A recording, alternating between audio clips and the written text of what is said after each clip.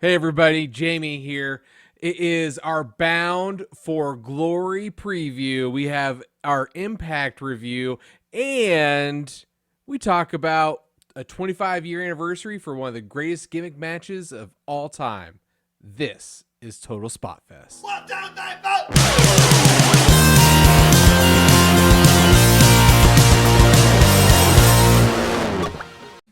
2, 3, 4. Welcome back to Total Spot Fest. I am JJ Brownlee. That right over there is Jamie Faulkner. We are coming back at you. We got a wrestling roundabout for you tonight. No Dynamite going on this week again because of NHL. So we're going to talk a little bit about some other wrestling things, preview our Bound for Glory pay-per-view championship, a tournament contention thing that we got here for our pay-per-view picks, and get you some fun stuff here tonight. So thank you for watching. Thank you for listening. We do appreciate it. If you are checking us out on YouTube, you just drop a comment down below if you want to join the conversation.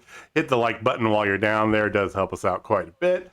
If you are listening to us on your favorite podcast provider, you can always join the conversation with us on Twitter at Total Spotfest, and be sure to check us out online, www.totalspotfest.com. So, Jamie, how you been, man? I know that I'm stumbling through my introduction here. I've recorded this like 3 times. I keep like mixing my words up. I'm good. It's one of those days. Good, man. I'm good. I'm looking forward to Megan retaining her belt and the news from Journey Pro. Oh, you do mean this belt? Yes. The belt that you created that she is currently the holder of. She is the current champion. I have crafted the belt. And as the belt crafter, I feel a bit like Zeus, and I must keep that which should be rightfully mine. She doesn't even watch Impact. Anyway, we're gonna get into that in a little bit here. So we got some news to go over first here. A couple things. We're gonna talk a little bit about Impact here in a bit, but I know we don't really watch WWE, No. Jamie. Did you, by chance, happen to? Because coming up here, it's very interesting. So 1 year ago, we were very much excited for Halloween Havoc. I think this was the second Halloween Havoc back in NXT last year, or the last year was the This first. one's the second.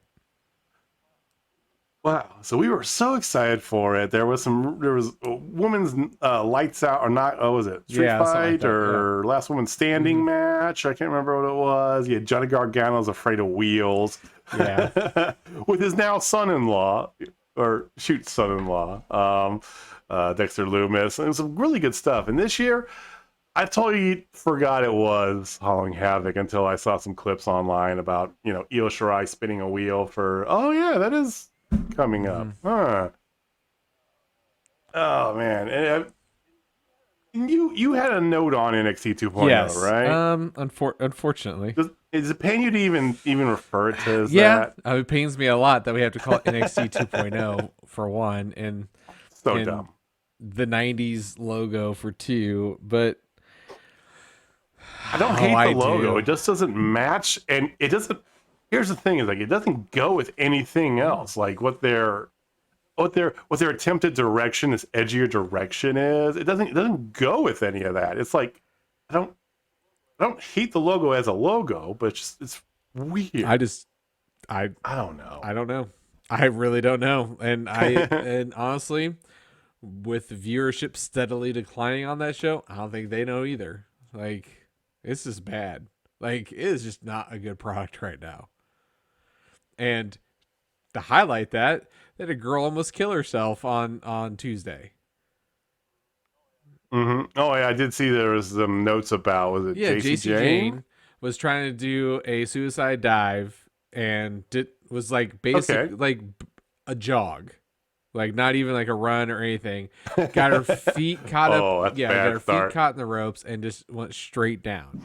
Not saying, botches don't happen and everything like that, but it's one of those things like it's got to be a controlled environment, and especially with some of these people who are extremely green, like she is, that have in the mold of not real wrestlers who haven't been in the business, kind of kind of, messes with them. She had a CT scan. She came back clean, but there's still some more tests to go. Thank goodness. But it's just one of those things that just they want to not have actual wrestlers and people who have been paying their dues in the indies not go that route anymore and just create people. This is the exhibit as to why you should not do that. Yeah, this is what you get. Try to put them in there and, well, yes, you want to develop your own talent. Okay, I understand that. These people who are in the indies who were coming into NXT, they were wrestling for years.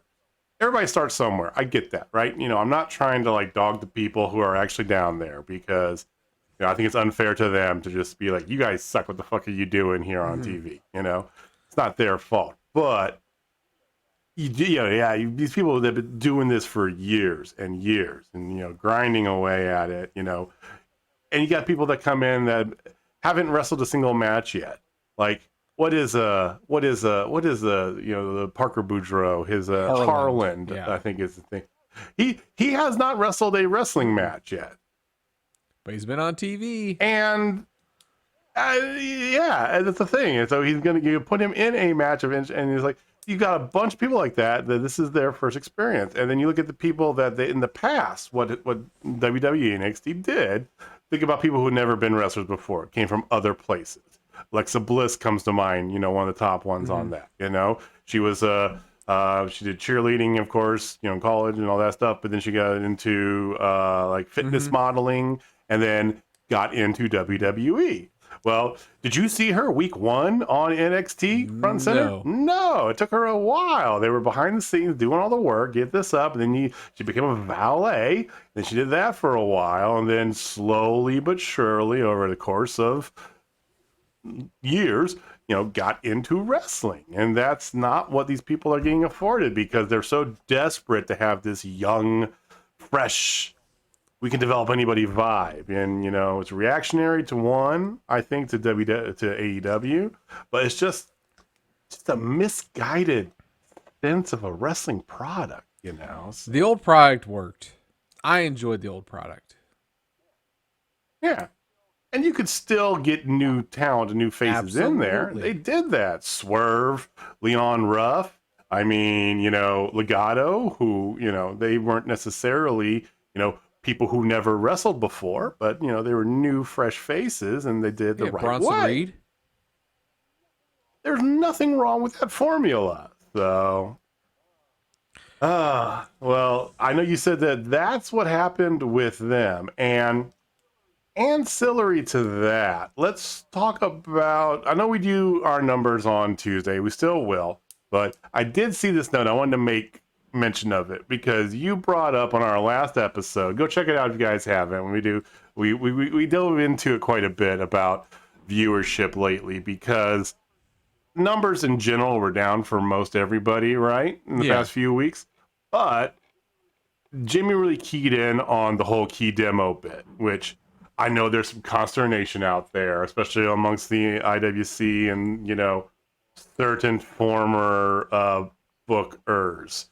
Talking Bischoff here, but the key demo is a very important number to look at. That's what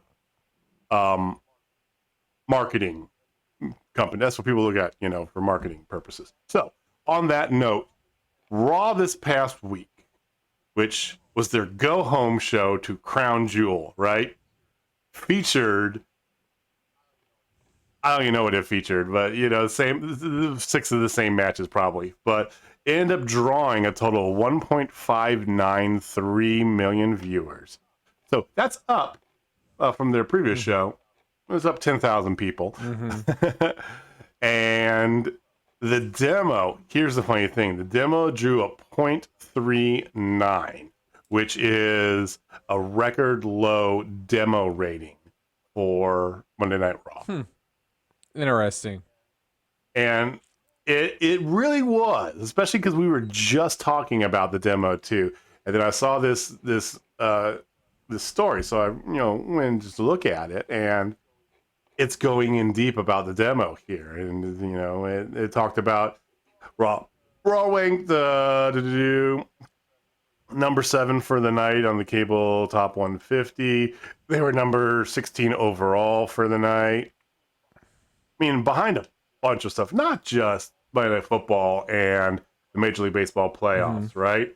You know, you had some news shows that are always big draws, but just a bunch of everything, you know? So very interesting. And I think you can find that interest in no clear fashion then, because let's do apples to apples. That's the best way. You know, it's hard to quantify a lot of this stuff, right? All these shows run, for the most part, on their own. There's not competition amongst the nights, really. So let's look at apples to apples. Right now, we have that ability to do that. So New York Islanders' new arena in Long Island, New York, is opening up next month. I think the Islanders' first game is either at the end of the month or at the beginning of December. I don't remember, but late in November, the arena, UBS Arena, opens up, and they have a couple concerts, and then they have a couple wrestling matches as well. So both WWE and AEW have matches within a couple weeks of each other in the exact same arena. Okay, apples to apples. Let's go, right? AEW has sold or distributed. This is according to Wrestling Tix. If you're ever interested about this stuff, just follow WrestleTix, Tix, on Twitter. Great little source of information. So according to WrestleTix, AEW has sold or distributed 7,639 tickets so far and are close to selling out the venue. They reportedly have sold or distributed nearly 80% of their allotted tickets. That's good. You know, about 8,000 people. That's a good sell. Exact same setup. WWE, which is going to be Raw, okay, on November 29th. Has sold or distributed 3,130 tickets. They're even using, in the local market, they're announcing the appearance of Roman Reigns to try and sell more tickets. And they're cutting the prices. They're now down to beginning at $15. Once again, 7,639 AEW. Raw, 3,130. Wow. That's terrible. That's bad. I mean, that's for a smaller promotion. Like if I told you a GCW show has sold over 3,000 tickets, you'd be like, well, that's good, right? Yeah, that's not bad. You know, Zello Pro sold 3,000. That's amazing. Journey Pro had sold 3,000 tickets. Fucking A. Let's go, exciting. Right? And I say, well, WWE has a show and they sold 3,000 tickets. You go, wait a minute. Hold on. A different level for the supposed to be the biggest mainstay of the brand, advertising their top guy who's been shooting all over WWE. He's been like, it's weird. Like Roman's been like backhand shooting on everybody too, right? Totally. Yeah, which is smart for him. I mean, you know, he's not a dummy. You know, think of him what you will for his wrestling talent. He's no dum-dum. But they're using him to advertise it. That's a big deal, right? He hasn't appeared on Raw, God knows how. And no, they can't sell tickets. Yeah, it's just bad. So I don't know. It's just one of those things. Well, I did mention Journey Pro. We are still talking DJ and Walter. They have not loosened their lips at all about what their secret is. We speculated last time that it's a permanent home. We think that's what it is. Are you still on that front, or do you have any other inclinations, Jamie? I don't know. You're wavering now? I'm wondering if it is either they have a permanent home or a new partner. Okay. Like them doing shows or kind of folding in. 'Cause because I mean, when they tweeted it out, they did mention Journey Pro 3.0. Mm-hmm. The new phase. So it's a new phase of some sort. I would not be surprised if, say, they did something with GCW in Kansas City at a bigger venue, like the Muni or something, or the Truman, or Truman, like that. Oh, GCW, give me some. Since we last talked about GCW last week, I mean, I've really been anchoring to go to a GCW show. You know, they've been a lot since that last pay-per-view, by the way. They seem to, all the GCW stars seem to be a lot more vocal online. I know that they made the announcement that they have a secondary offshoot promotion they're doing. Did you see this? So they're doing because GCW, and if you didn't catch our show on the Indies, we waxed poetically about GCW a little bit ago, last week I believe it was. So you can go check that out if you want. But GCW is a East Coast based promotion. They're Jersey based, upper northwest, northeast. That's where they're based, right? And of course, they do shows all over. They did shows in Chicago. They got Texas is coming up, I think, in November. They got shows up and down the coast. They did stuff in Florida. They're kind of all over. Oh no, Detroit's next. It's Detroit and then Texas. That's right. So yeah, they're all over the place. Well, they made an announcement that because they have a show that they're coming up, if I'm not mistaken, in LA, and they've kind of wrapped that into the announcement that they have a secondary GCW promotion. It's going to be basically West Coast GCW. It's called LA Fights. Oh, nice. Like LA Knights. Nice. So, yeah. So it's not like an offshoot. It's not like a feeder. It's literally very much a brother-sister thing, right? So they're going to have, GCWs, they're East Coast based, and LA Fights is going to be a lot up and down the California coast, but throughout the West there to really highlight. And I think their announcement tweets is something of the nature they really wanted to highlight a lot of what LA talent there is, because there's a ton of indie wrestling in LA, not just pro wrestling guerrillas. There's a lot of stuff. A lot of wrestlers live out there, LA, San Diego, up and down California. So yeah, that's cool. I want to kind of see what they do, and I wonder how they're going to do it, because GCW feels very much. It's got that old school ECW feel. It's got that Northeast, I'm a fuck you up wrestling, right? It's got that at its heart, its core. So I think this is going to feel very much that same ilk for a California base. It's going to feel like, be on the same level as Pro Wrestling Guerrillas or, all those, LA based or West Coast based promotions. So, yeah. Sounds cool. Sounds cool. Indeed. And maybe they'll get more Thunder Rosa. Maybe they'll get Thunder Rosa versus La Greca in a death match. That would be insane. I saw that on Busted Open. Thunder Rosa was on there, and they had a call in, and it was very passive aggressive by Thunder Rosa towards La Greca. They had a call in, and it was Laney Luck. The two of them started off, kind, but it then turned into trash talk, and so Thunder Rosa challenged her at the next Mission Pro show to a Falls Count Anywhere street fight, and Dave LaGreca is like, she accepted, and she goes, "I'm so glad you accepted, Laney, because I'm going to be in your corner." And Thunder Rosa's like, "It's funny you should say that, because I have somebody in my corner." And he goes, "Who would possibly want to be in your corner? Who on earth would be in your corner?"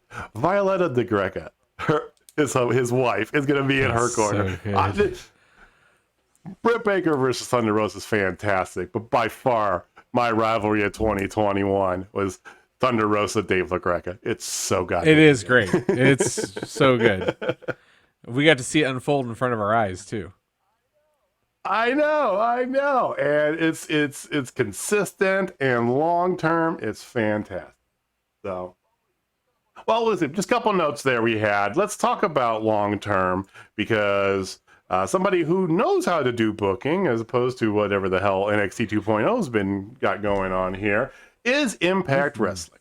So Impact Wrestling is coming up this Saturday with Bound for Glory. It's one of their two major pay-per-views. They have the two big boys, and then they have a couple other, cornerstone ones that float, and then, shitload of little guys, right? So this one here, if you're on the fence, I'm going to just tell you, go for it. I saw this too. Apparently, it's available on YouTube pay-per-view. Oh, I didn't know that was even a thing. I didn't either, but because I signed up for their $1 a month, whatever. I don't even remember. They have levels of access, whatever. But so I'll get to watch Impact every week on YouTube. I no longer have to worry about, because I don't have Access TV. And I don't know, maybe it's because I'm signed up for that. I saw the announcement, but on their channel, they have video coming soon, and it's available in certain countries. I think it's like US, Canada, Mexico, Brazil, Japan, UK, Germany, something like that. A smattering of countries, all of North America, but smattering countries. Same price as on Fight TV, $40, and you can do it on YouTube. And I'm like, that's very convenient. I didn't know YouTube had pay-per-view like that must be something new. It must be, and it's very interesting because Fight TV is very good to watch pay-per-views. Bleacher Report, yeah, it's okay. It's very much honest to God, if this I'm gonna do it through YouTube and see how it goes. And if it's nice, I wouldn't mind seeing AEW move into doing their pay-per-views through there. I mean, it'd be easier for people, I think, through YouTube. Yeah, I agree. I mean, I would love to see a move to Fight instead of having it on Bleacher Report personally, but yeah, Bleacher Report just it's no bueno. Let's put it that way. It's annoying. So, well, check it out, man. I'll share the link with you here later, Jim. Okay, I'll show you what I meant. But it's cool. So that's coming up on this Saturday. So definitely gonna check that out. We're gonna go over the card here in a bit. The card is still subject to change. Tonight is the go home for Impact. So we didn't get this defending champion. We didn't get her picks in yet. So we're not gonna go through our picks live. Me and Jamie will talk about the card. We can go through our bit picks, in and then we depth, can just let them know what Megan's picks are. Okay, well we can do that. I'll just jot down as we go here. So last Thursday was a setup episode. It was a good episode. Okay. Legitimately every episode of Impact is pretty good. Is it the best wrestling out there? No, it's not gonna knock your socks off. It's not like, I don't think it's on the level of Dynamite, for a weekly show, but I definitely will fight anybody. I believe it's better than anything that WWE is putting out there, or most everybody else. So there's a lot of consternation about whether they should even be considered a major promotion anymore. I think that's silly talk. I know they don't have the largest numbers. We talked about this a lot as to why. Promotion is great. And just listen to what happened to show. So they start off with a triple threat match for the final spot in the X Division title match at Bound for Glory. El Phantasmo, Rohit Raju, and Willie Mack. And you might be thinking, Willie Mack, he's a big son of a bitch. What is he doing in the X Division? He can move. For a guy that's got that much weight on him, he does some things that he should not be doing. It's really odd. It is very entertaining. Rohit, of course, Mocha Skin Manimal, the Desi Hitman, love him. He was great. But El Phantasmo. Fuck yes, El Phantasmo. He won. He's in the X Division title picture.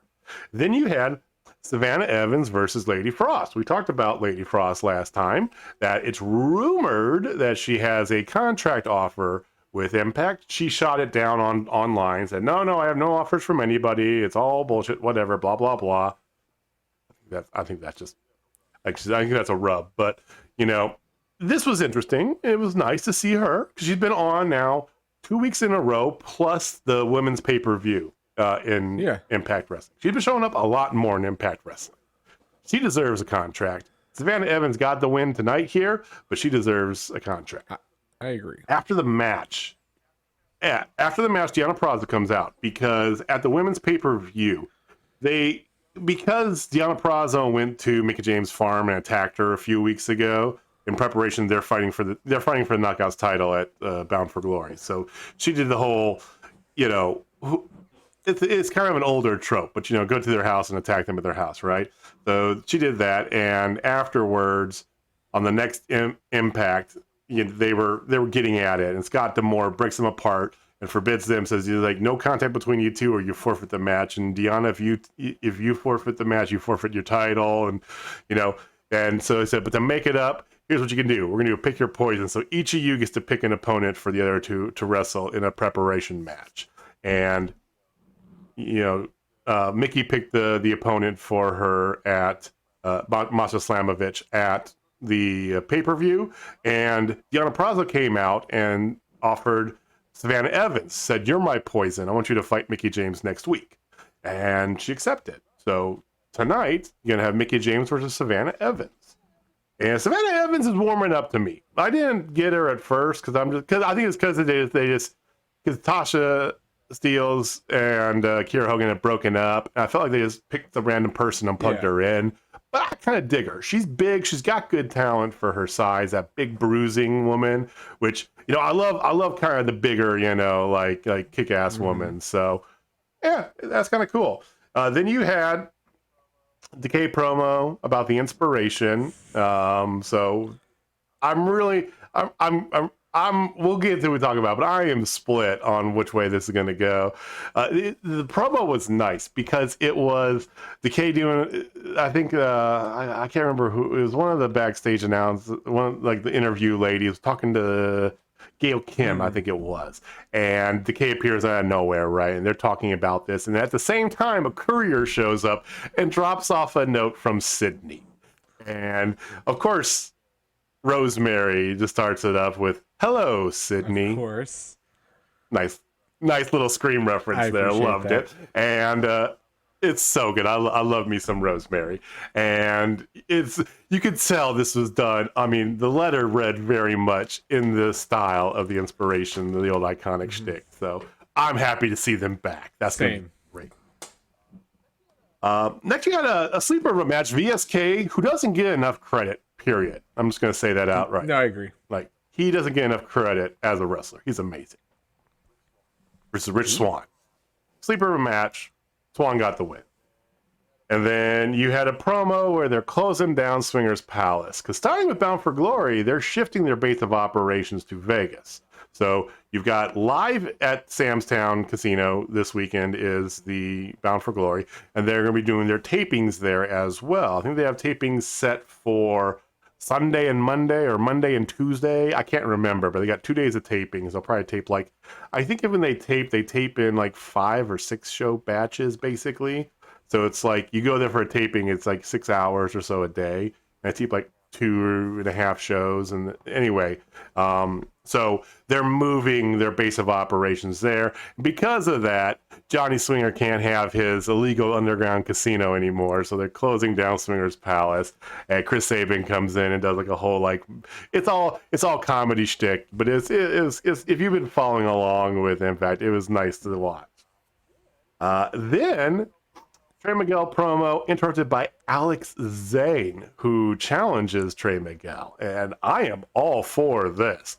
I think Alex Zane might be, he's appeared a little bit elsewhere, right? He's appeared on some other shows, but he very much seems like an Impact type of guy right now, is my assertion. So, I wouldn't disagree with that.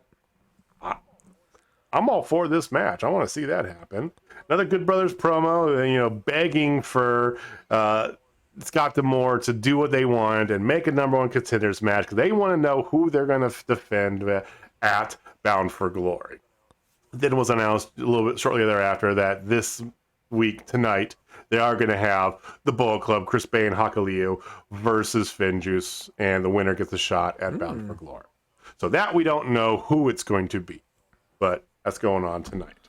And then you had the Battle Royal for the Call Your Shot Gauntlet. So the 20 entrants in the Battle Royal, which I didn't know if you knew this, and I definitely didn't know this from the start. It is intergender. Oh. This Battle Royal started, all right, I'm looking at this and I go, that's Alicia Edwards. That's Jordan Grace.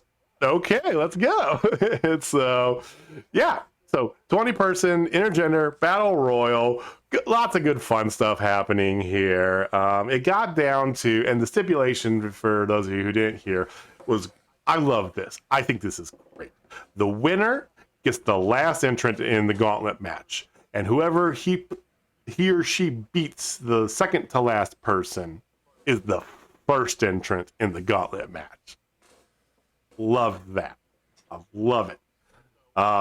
So you very much had Moose and W. Morrissey still keeping their, their alliance going and just, hammering out, nailing people left and right. So it gets down. It's Moose, W. Morrissey, and Chris Sabin end up being the final three. Moose gets eliminated, and then it ends up coming back and forth, but W. Morrissey picks up the victory. So W. Morrissey is your final entrant. And that's a tough final entrant. Yeah. I mean, I was kind of hoping to see, like, in the middle of this somewhere, see Moose and Morrissey have to go at each other, but I don't know. Chris Sabin's now going to be entrant number 1. And then they ended the show with a little summit, Josh Alexander and Christian Cage, just, they're, building up and creating tension between the two of them in preparation of Bound for Glory. So that was their show. Tonight is the go-home show. They got a couple matches already scheduled. Like I said, they're going to do the tag team match to determine who's going to go on to face the Good Brothers for the tag titles. And should be some good stuff. Usually their take-home shows aren't really the most packed. They don't usually do take-homes with a bang, but they always do some sort of match change-up or announcement, which is why we'll have to revisit the card here before Saturday, just in case. But here is the card that they have. Let's do a quick little preview. So, first of all, I don't know if you heard this or not, but Bound for Glory has no good seats available. It is sold That's awesome. out. Very good. It's so good. I'm very happy for that. They have I'm just double checking here. So there's going to be a couple people who actually do double duty that night because they have the Impact Digital Media Championship finals. So they've been doing, and these are more or less dark matches that they've been putting on YouTube or qualifying. So it's going to be a 6-person intergender match with the winner becoming the first ever Impact Digital Media Champion.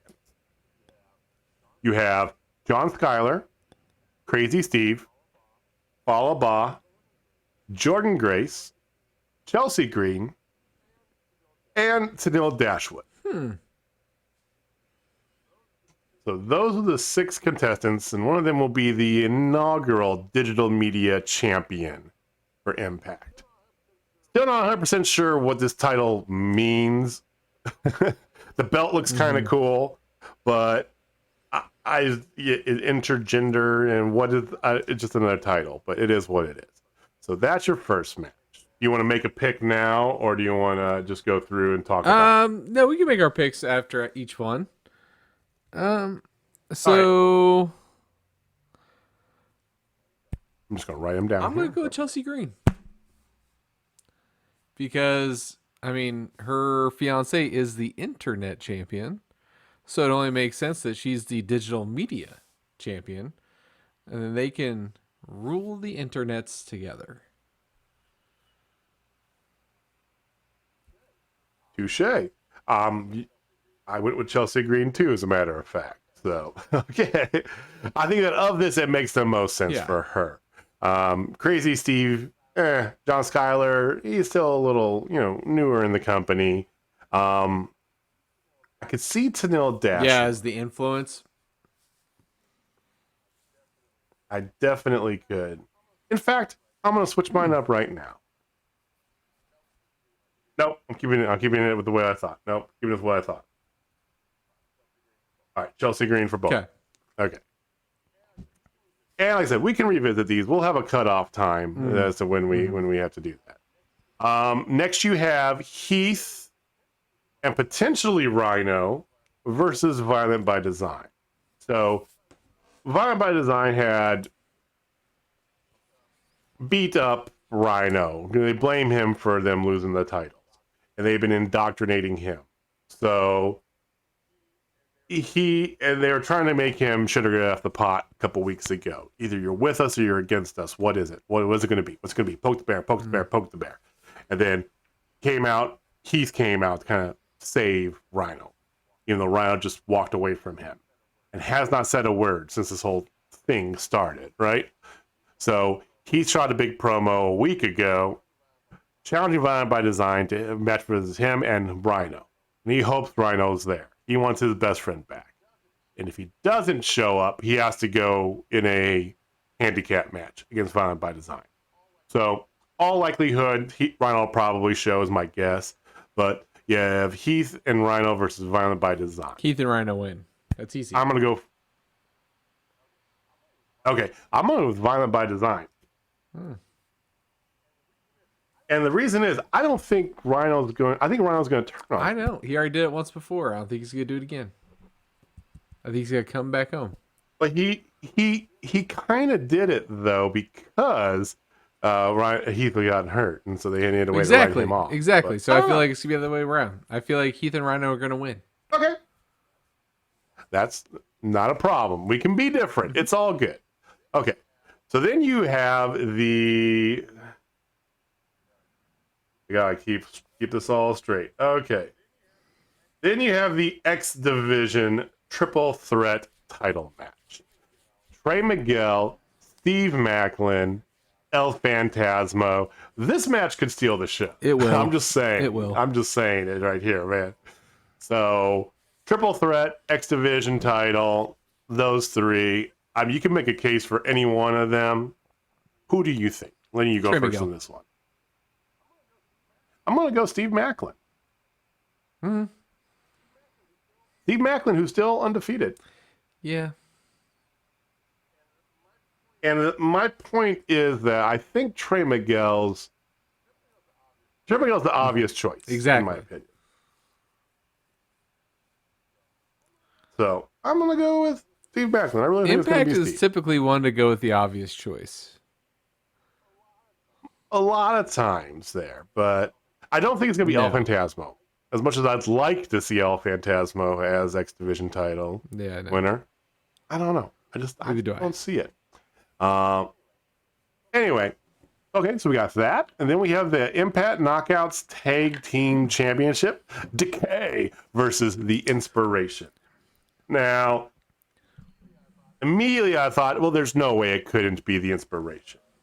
But, I'm like, well, it is their debut match. So, and Decay's been getting over like a son of a bitch. So, I have flip-flopped on this one quite a bit, to be honest. I don't know what your thoughts are there, but I have flip-flopped quite a bit. And I've landed on The Inspiration. My heart is telling me Inspiration, but my brain is telling me Decay, and my gut is telling me Decay, and typically my gut's pretty spot on, so I'm gonna go with the Decay. Because that's the thing, and I started thinking about, you're gonna have a new X Division champion one way or another. I think we both are leaning the same way on one of the title pictures coming up here. So while one of them is not a title change, it is, because it's a vacant title. You're going to have a lot of title changes. I mean, it's happened before. It happened, but it's like, that's why I'm kind of like pulling back on it. But they in their second tag team match, they had Jordan Grace and Rachel Ellering win the, women's knockouts tag titles. So these are the belts that change hands the most. So that's why I'm like, I think they might. We'll see. We'll see what happens. Then you have the we'll save that one for the so then next we have the Call Your Shot Gauntlet match.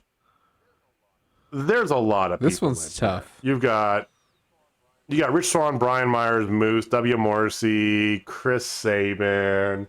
I mean, pretty much everybody you could think of is in here. Those are the kind of the big names that are in there.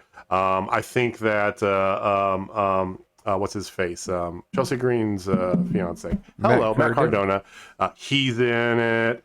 The winner of this gets the trophy that gives them a title shot. It's Money in the Bank. Gives them a title shot of their choosing before next year's Bound for Glory, whenever they want.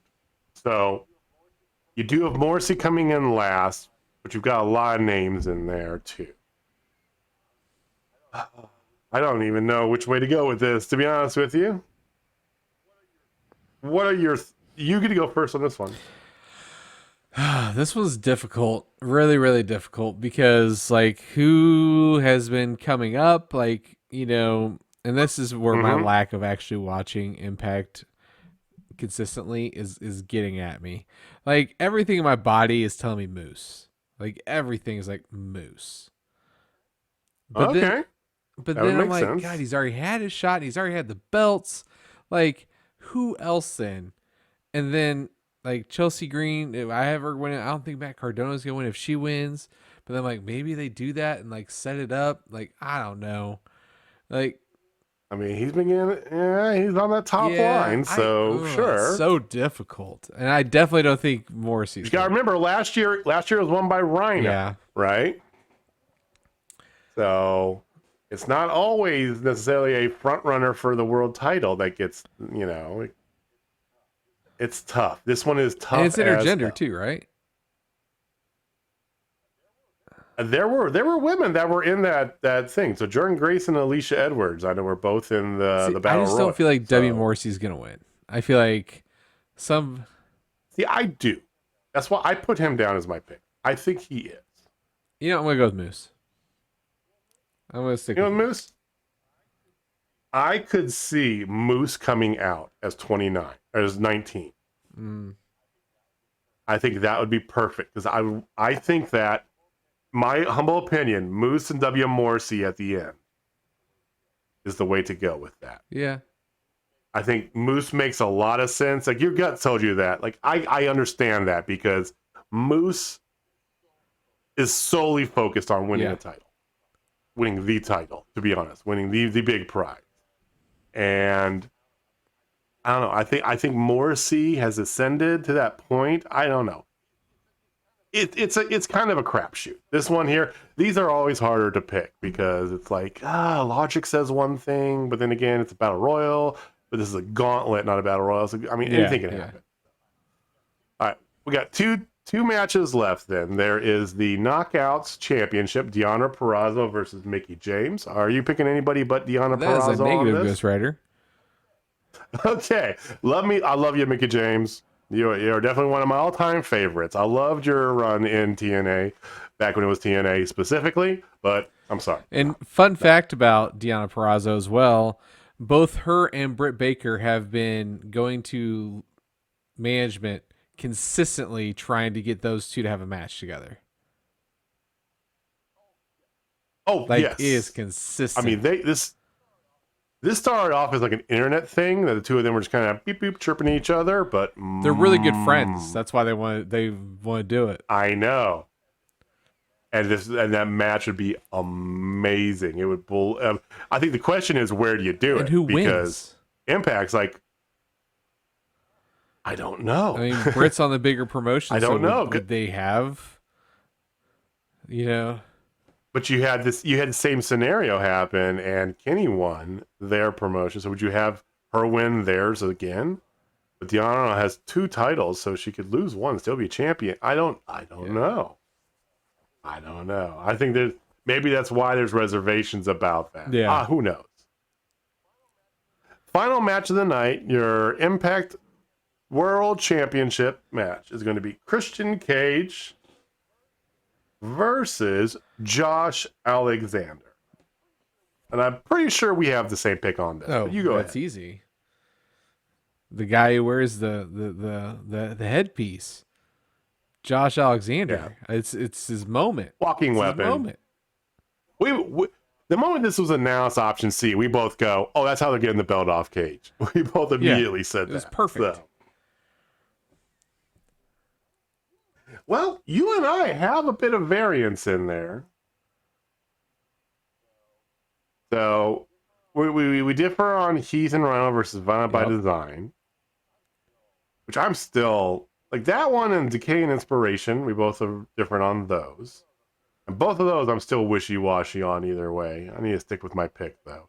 X Division title, you got Trey, I got Steve Macklin. I think they're both good picks, honestly. Anybody in that. I could even see El Phantasmo winning. Which would be crazy. I don't see him winning it just because he's a rent-a-player. You know what I mean? Oh, we did forget one. So it's not listed here because it's not finalized yet. But Good Brothers versus Finjuice or Bullet Club. I think we should wait on that and find out what that is before. I want to find out who it is.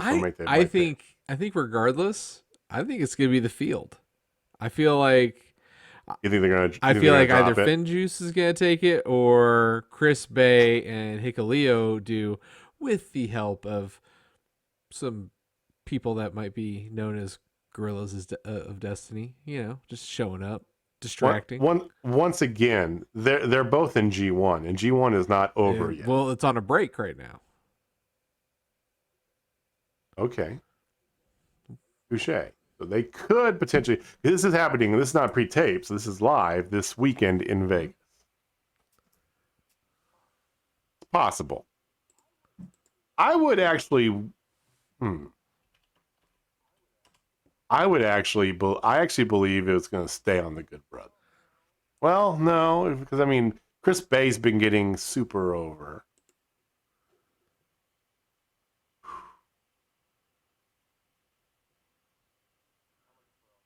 I'm going to defer on this one until I know the card.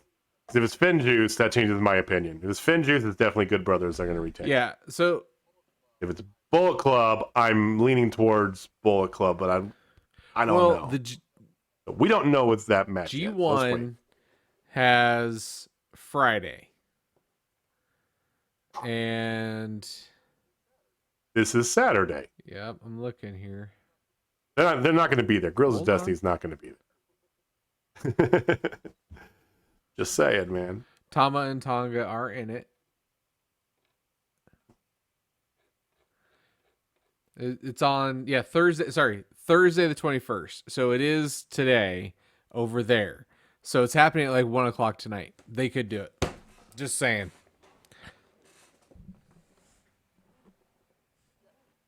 Yes. Can it physically be done? Yes.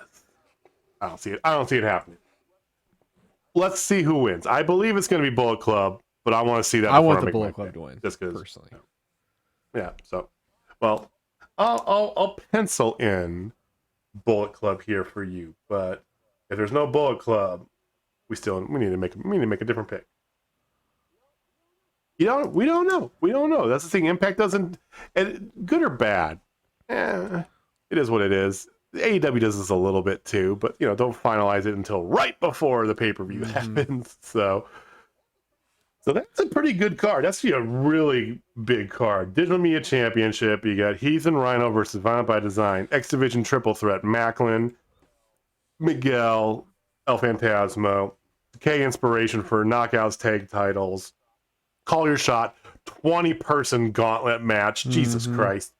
Deonna Purrazzo, Mickie James for the Knockouts Championship, Good Brothers versus somebody for the tag titles, and Christian Cage versus Josh Alexander for the Impact World Championship. That's a card, ladies and gentlemen. Good God. Yes. Whoa. One of those, I feel it's going to be the Digital Media Championship. It's going to be on there like pre-show. Probably. There'll be one of them that's on there. That'd be the one I would think, because they did them all online anyway, so that makes sense because the pre-show's on YouTube. Yeah. So. Well, you guys let us know down below. Are you interested at all in Bound for Glory? Are you going to watch Bound for Glory? If you are, what match gets you all amped up? Are you as pumped about the triple threat as we are? Give us some comments down below.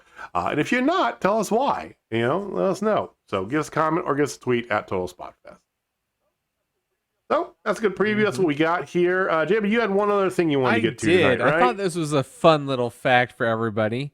So we record this on the 20th, not the 21st. But anyway, did you know that today in wrestling history is the 25-year anniversary of one of the Undertaker's most famous gimmick matches and the Buried Alive match? It was him versus Mankind. Quarter century old. Wow. And that was the first Buried Alive 1996 match, right? In Your House, nicknamed Buried Alive. So it was In Your House, Buried Alive. Buried Alive. And the main event was the Buried Alive match. That's the one where he popped his hand out at the end, right? Oh. How about that? Doesn't that make you feel old listening if you remember that match? Because I was 16. That was like right. I know that was like right before like the Monday Night War really hit full speed. You know, they already hadn't started. You know, but that's right before WWE was really finding their groove back into the picture. Honestly, so. Free American Badass, if I'm not mistaken. Way it was Free American Badass to the glove. This was before Demon. This was right before he did his faction. Like this was right before the faction. Oh, so this was before the Cult, which was it Cult Demon Badass or Badass Demon? Okay, so it's Cult and then the Demon because they led into the Demon, right? Yeah, it was pretty close, and then into American Badass after he left and came back. Right. Injury. Yeah. Awesome. So it's just one of those fun things that, you know, we've talked about gimmick matches and things like that a lot on this show. Sure. But one of the things that I've always wondered is like, you know, The Undertaker is the quintessential gimmick match wrestler. There aren't very many above him or at his level for gimmick matches. So my question to you, sir, is if you could have a gimmick match with The Undertaker. Oh, Jesus Christ. Well, if like The Undertaker, what match and who would be his opponent? Like if you were fantasy booking. Okay. All right. So I'm not fighting The Undertaker. That changes my thought a lot. Okay. So gimmick match involving The Undertaker, who's like the ultimate gimmick character. Yes, he is the only gimmick that's truly consistency for 35 years, right? You know, if not, more.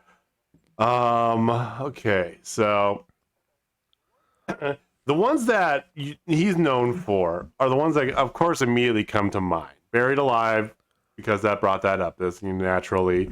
Coffin match, no, it wasn't necessarily his idea, you know, but it's most associated with him because Undertaker, right? You've got the variations thereof, but he went beyond that. I mean, he's in the most memorable Hell of a Cell ever because he damn near killed Mick Foley. Hell in a Cell. And was that the first ever Hell in a Cell? A lot of first evers. Yeah. Oh wow. Was he in the first Elimination Chamber, dude? Might have been. Yeah, I don't think he was. He might have been. Yeah, so we forget he debuted back when Hogan was WWE champion, you know? Like, so, yeah, it's been a bit. Free Boa Hogan.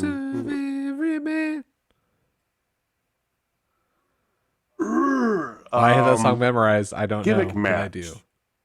Yeah. And the thing is, like, if I'm booking The Undertaker, there's certain gimmick matches that just won't work, you know? A ladder match is not really the thing you want to see the Undertaker in, because that's not... He could move in his youth. Like, when he first came on, he had ridiculous abilities for a guy. Just like the Giant did. But, but not ladder match style. You know, you want to see flippy, spinny shit there, you know? You know, and I don't think I want to go as far as like taking it too far to the extreme and doing some just ridiculous, you know, crazy like intergender thing. Like I seen the Undertaker versus Ruby Soho. Hey Ruby, it's just not on my high on my to-do list. I would say Ooh, is a tough one.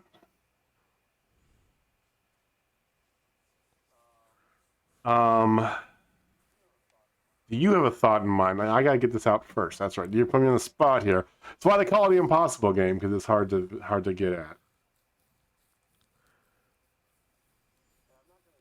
And I'm not gonna go as far as making up something crazy and bonkers, because I don't have the creativity right now for that.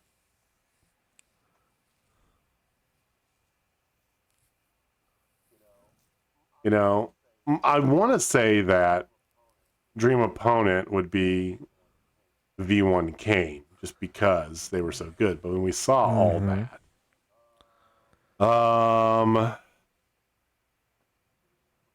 dream booking match for the Undertaker, best gimmick match. Oh, you are. I mean, it feels like a cop out to even come at that, but I would legitimately say a buried alive match. Let's see him do a buried alive match and take V1 of the Undertaker versus Lance Archer right now in a buried alive match. That would be fun. I'm going through time and I'm doing some, like, you know, mind morphing stuff here, but that I think would be. I mean, there's a lot that could go in there. I'd love to see him and Kenny Omega go at it, right? I'd like to see him and Moose could do something incredible. I think that I want to pair him with another big guy that's athletic, is my thought, you know? Because he spent a lot of time feuding with Mick Foley or Mankind or whatever his variant is, and Shawn Michaels and Triple H and Steve Austin. So, I mean, I think that having somebody of his same stature could just lead to a bonkers-ass match. So, I'm going to go with Buried Alive, original Undertaker variant versus current Lance Archer. That's what I got. I'm going to stick to it.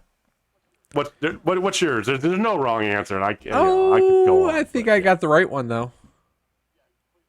Yeah, please give me the right one. What is that? Undertaker versus Sting, because we never got it. That's a good point. Touche. And a casket match. Regular casket or flaming casket? Regular casket. Just a casket match. Not one of the crazy not caskets. A light on fire match. Nothing crazy like that. No, just a good old fashioned casket match between Sting and Taker. We never got it. We got teased once. Never happened.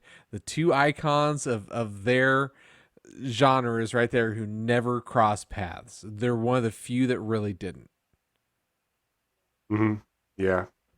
I didn't even consider Sting. I was trying to match up him with somebody of equal, footing. So that's But the thing is, too, some of the Undertaker's most memorable matches was against a guy who's considerably smaller than him and Shawn Michaels. And so Sting is a little bit bigger, like in his prime, was a little bit bigger than Shawn. And just NWO Sting versus him, like the crow face paint versus Taker and a casket match. Yes, give me some of that. I mean, that's what the wrestling had wanted. That's what we always had wanted. And when Sting signed with WWE, we all thought we were going to get it. And once again, past its prime, much like WWE did with Flair and Hogan, right? We wanted that match. They could have given it to us in '92. And they didn't. And then we ended up seeing it like 4 or 5 years later, 6 years, whatever it is, however long later, on WCW, and it was okay. It still would have been the same thing, but they didn't give it to us. Sting's match he had in WWE was against Triple H, which was fine. It was crowd service, but it was fine.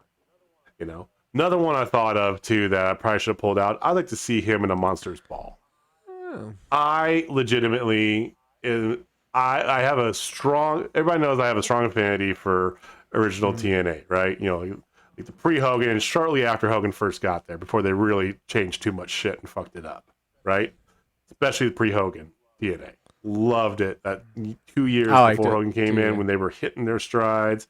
Loved it. And of that, my favorite in there was Abyss. James Mitchell led Abyss. Abyss versus Undertaker, and throw some other people, whoever you want, in a Monsters Ball match. That's pretty damn good. You know, it'd be a fun one too, even though it's of the brainchild of Matt Hardy. Would be what's that? Would be a final deletion match of Undertaker versus the faces of Foley, which would be perfect for an ultimate deletion. That would be so good. That'd be like the Boneyard Brawl match that we actually should have gotten instead of whatever it was against AJ Styles versus Undertaker in an ultimate deletion. Like, come on. Throws him in the lake and out comes dude love. Throws him back out. Cactus Jack comes. Oh my God, that would be fantastic. Well, that's good fun. It's very timely with Halloween coming up here, so give us a shout down below. Give us a tweet what your guys fantasy book The Undertaker. Any point of his career too. Like if you liked a certain generation Undertaker, want to see that character going with somebody? Let's hear it. Let's see what you guys got. Give us some fantasy matches. Okay. All right, well, let's call that a show here. We don't need to run long tonight. You know, there was not a ton of news out there. So I mean, the biggest news that I saw that I thought was fairly funny was, of course, MJF just bashing on Roman Reigns. Oh, just obliterating. So he literally just said, you know, oh, you guys lost the ratings to Ruby Soho, and Ruby sucks. Hey, Ruby. Yeah. Fuck you, MJF. Fuck you. I did see that. I definitely was not going to bring that up. But hey, whatever. He also just totally demolished the staff of Barstool. Yeah. He's so damn good. Well, it's an interesting time because everybody in WWE is flying over because today, actually, I think 1 o'clock our local time. I don't know, but sometime time zones. Everybody's flying over to Saudi Arabia for their Blood Money 4 show, and AEW, a good chunk of the roster, plus a bunch of independents, Will Ospreay, Danhausen, etc., are going on the Jericho cruise starting today. Yeah. So not a lot to be had because everybody's kind of out there. You have Just Impact, and they're all traveling out to Vegas to go get ready for that. So it's a little doldrum here, but that's okay. We can use a little low point. We'll come back to you with a high point on Tuesday. So Tuesday, we'll be back with AEW Mega Hour. It'll be our last one. And then next Thursday, we'll have a regular Dynamite show to talk about. And we'll give you on Tuesday the results of Bound for Glory. Who gets this belt? Is it going to its current rightful owner, Megan, or will it move? Is Jamie going to even play ball here? He seemed to give his own personal picks, so maybe he's actually going to play ball and let Megan, stand on her own and not do. You can always do the finger poke of doom at a later point, but at least try is all I ask. We shall see. So we'll go over the results of Bound for Glory. AEW on Tuesday, then back to our regular rhythm. So next week I'll have AEW in heavy, which, let's be honest, this podcast has become AEW heavy for lots of various reasons. Our personal preference aside, that seems to be what everybody likes to hear the most. And we do always ask for your guys' feedback. We are constantly looking to, improve, tweak as we need to. We don't want to sit here and give our time, do this, make it something that you guys don't want to hear about. So if you don't care about stuff, if you're like, hey, you guys, I like it when you guys talk about this, talk more about that, just give us a shout on Twitter or give a comment down below. Any criticism is welcome. If it's trolly, I'll unleash the full Jamie on you. So be forewarned. So, but anyway, let us know what you guys think. So that's what we got. We will see you next week. Jamie, go ahead and take us home. All right, ladies and gentlemen, if you're not down with Total Spotfest, I got 2 words for you. Ruby sucks. You're off the podcast. All right. I'm looking for a new co-host. Send your applications to totalspotfestlive@gmail.com. All right. We'll see you next time, guys.